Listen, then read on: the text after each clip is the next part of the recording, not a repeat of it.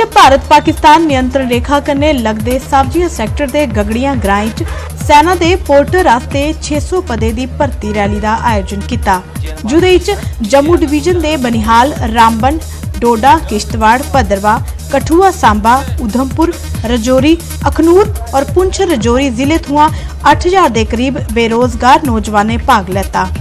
आम दिनें च सब्जियां सैक्टर दी खाली शिड़कें च अज्ज रौनकां लब्भियां ते कन्नै गै ग्रां दे सरपंच दा गलाना है कि बेरोजगार नौजवानें आस्ते इयै जे होर भी अफसर खोले जान, कियां कि 600 पदें दी नियुक्ति आस्ते 8000 नौजवान पाकिस्तानी चौकियां दे बाहर खड़े ते हैन, पर दूर दराज दे एरिया थमां नौजवानें गी आने च भी मती परेशानी हुंदी है।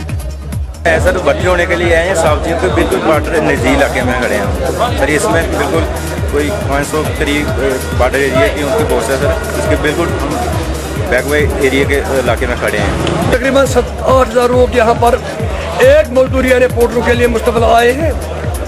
इसके साथ साथ मैं गवर्नमेंट से गुजारिश करूँ, अगर एक कोटा इनके लिए मिल जाए, ये नौजवान बच्चे भर्ती भी हो सकते हैं। अच्छे आप जवानों को देखें, एक मजदूर।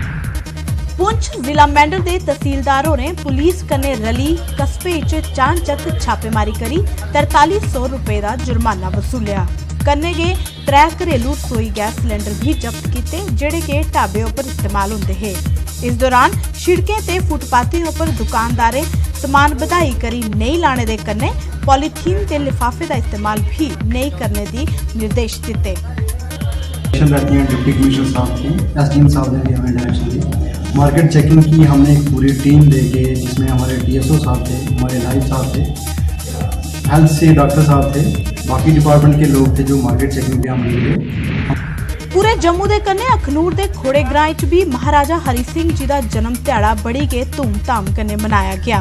बाजारें ते ग्राएं दे लोकें खुशी दा एह् ध्याड़ा बाजारें च हलवा बंडियै ते महाराजा हरि सिंह जी दी फोटो गी फुल्लें दा हार पुआइयै मनाया। अज 23 सितंबर महाराज साहब की जन्म ध्याड़ा बड़ी धूमधाम कन्नै साढ़े खोड़ ब्लाक च मनाया जा रहा है। और इत्थे जेह्ड़ा रोड दा चौक है मेन, इसी चौक गी असें महाराज हरि सिंह दे नाम पर रखे दा है।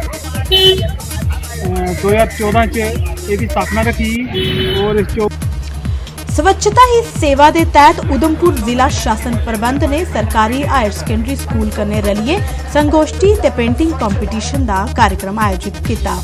स्कूली बच्चे कंपीटीशन विच भाग लेई बक्ख-बक्ख चित्रें उपर सफाई रखने का स्नेहा दिता। इस कार्यक्रम के मुख्य परौहने एडीडीसी उधमपुर अशोक कुमार होरें भी लोकें कन्नै सफाई रखने की अपील की। उन्हें खास यह स्नेहा भी दिता कि सफाई रखना सारे लोकें की जिम्मेदारी है, ना कि सिर्फ सफाई कर्मचारियों की।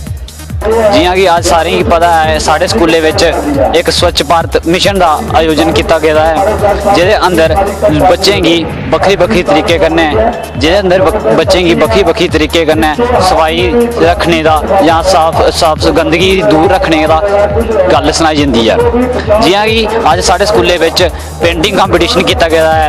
और स्कूले में अस ज़्यादातर तां करा दे क्योंकि ये एक इंटरव्यू पॉइंट है और बच्चे ये ज़्यादा इंवाल्व हो जाङन और शुरू कोला लेइयै गै उ'नें दी ये एक आदत पई जाग कि भाई मतलब असीं कि'यां साफ सुथरा अपने घरा दी रखना।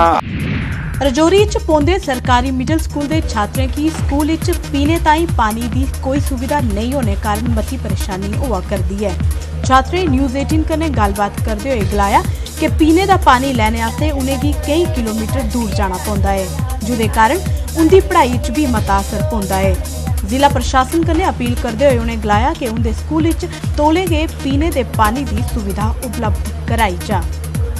पानी कम है, टीचरों की भी परेशानी है, टीचर भी कम है, पानी वास्ते बहुत दूर जाना पड़ा है और टीचरों की भी कमी है, टीचरों की ज़रूरत है। हम सरकार ने यह गुजारिश करा कि पानी दिया जाए।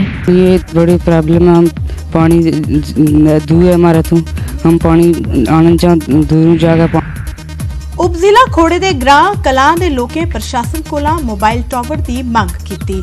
उन्हें गलाया कि कलां ग्रां च सिग्नल नहीं होने की वजह कन्नै कुसै कन्नै भी गलबात करने ताईं ग्रां दे लोकें की 7 किलोमीटर दूर जाना पौंदा है ते कन्नै गै अगर कुसै ने ऑनलाइन फार्म तक भी भरना होए ते उसी 20 किलोमीटर की दूरी का सफर तय करना पौंदा है।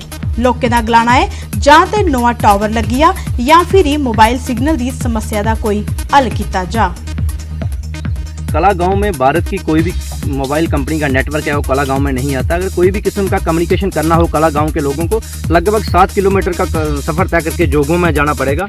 आज एक तरफ नरेंद्र भाई मोदी जी का नारा है कि हर घर तक मोबाइल सुविधा, हर घर तक इंटरनेट होगा, लेकिन आज भी हमारे गाँव के युवाओं को कोई भी किस्म का ऑनलाइन फॉर्म फिल करना हो, एडमिशन करवानी हो, लेकिन यहाँ से लगभग 30 किलोमीटर का सफ़र तय करके खोड़ जाना पड़ेगा और लगभग 7 किलोमीटर का तय करके कोई भी किस्म की कोई यहाँ बीमार हो जाता है या और कोई परेशानी हो जाती है, कोई भी किस्म का कम्युनिकेशन करना होगा तो 7 किलोमीटर का सफ़र तय करके जाना पड़ेगा। एक तरफ डिजिटल इंडिया कैशलेस बड़ी बड़ी बातें हो रही हैं और यहाँ सिंपल मोबाइल नेटवर्क के लिए कला गाँव के लोग तरस रहे हैं।